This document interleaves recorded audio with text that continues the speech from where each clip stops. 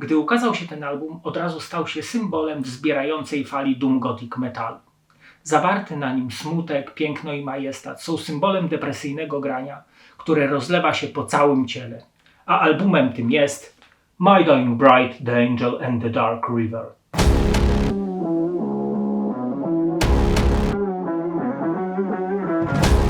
My Dying Bride powstają w czerwcu 1990 roku w Brantford w Wielkiej Brytanii. Początki zespołu to fascynacja death metalem, która uwidacznia się na taśmie demo Towards the Sinister. W 1992 roku nagrywają pierwszą płytę As the Flower Winters, na której występują skrzypce. W 1993 nagrywają drugą płytę Turnless the Swans, na której występuje już czysty śpiew. Zaś w roku 1995 nagrywają płytę, o której dzisiaj będzie mowa, czyli The Angel and the Dark River, na której porzucają jakby całkowicie już związki z death metalem i skupiają się na depresyjnej, smutnej atmosferze. Muzykę można określić jako arcydzieło ponurego lamentu i smutku, który kształtuje tę romantyczną atmosferę na płycie. Album odbieram jako drogę zgarbionego człowieka, który o lasce idzie przez swoje pełne deszczu życie. Riffy są ciężkie, powolne, jednostajne, sunące niczym mgły po zachmurzonym niebie.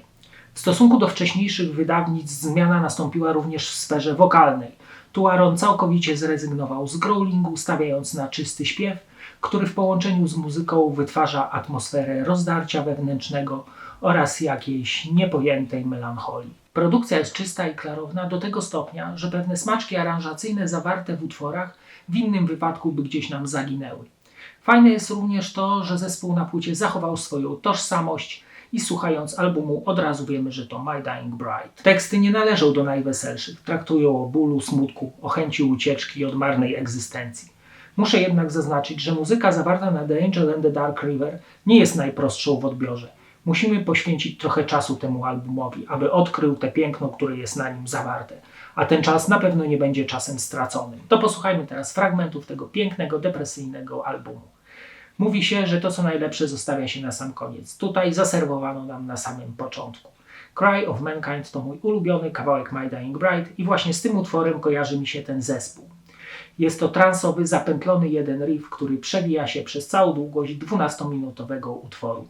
Do tego smutny wokal Aarona i tekst, który jest alegorią do śmierci Jezusa.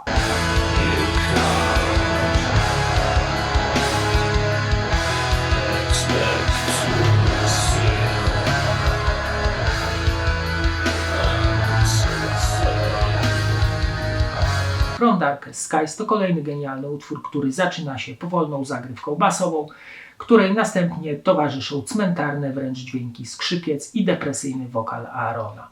Następnie utwór rozwija się w taką powolną pieśń, której towarzyszą ciężkie riffy gitarowe.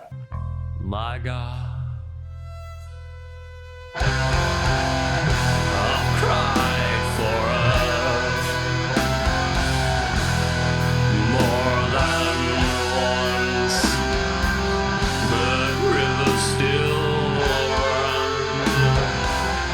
Black Voyage powala nas pięknym skrzypcowym intro oraz żółwim tempem gitar, które zachowują ten mroczny klimat albumu.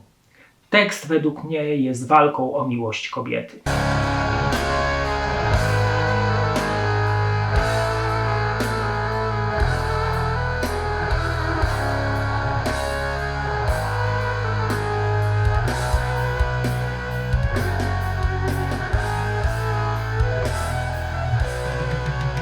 I na koniec kolejny genialny Two Winters Only ze skrzypcami, gitarą akustyczną oraz przejmującym wokalem Aarona.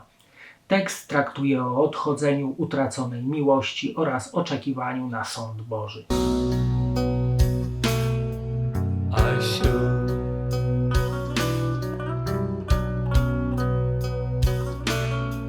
be with them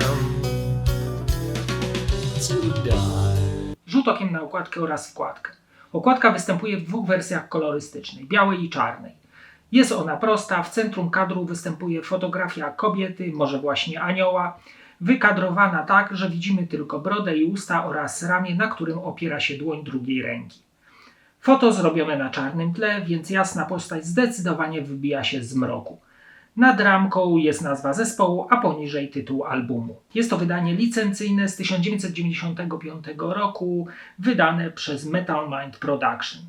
Wkładka nie jest jakaś mega artystyczna, po prostu na takim czarno-białym tle są wydrukowane tytuły i teksty do utworów. Na stronie zamykającej wkładkę jest nazwa zespołu, tytuł albumu oraz tytuły utworów wraz z czasami trwania. Płyta CD jest czarna, na której wydrukowano białą czcionką logo zespołu oraz tytuły utworów i nazwę płyty oraz logotypy wydawców. Na stronie zamykającej pudełko jest nazwa zespołu, tytuł płyty oraz tytuły utworów wraz z czasami. The Angel and the Dark River jest już klasykiem. To perła muzyki doom gothic metalowej.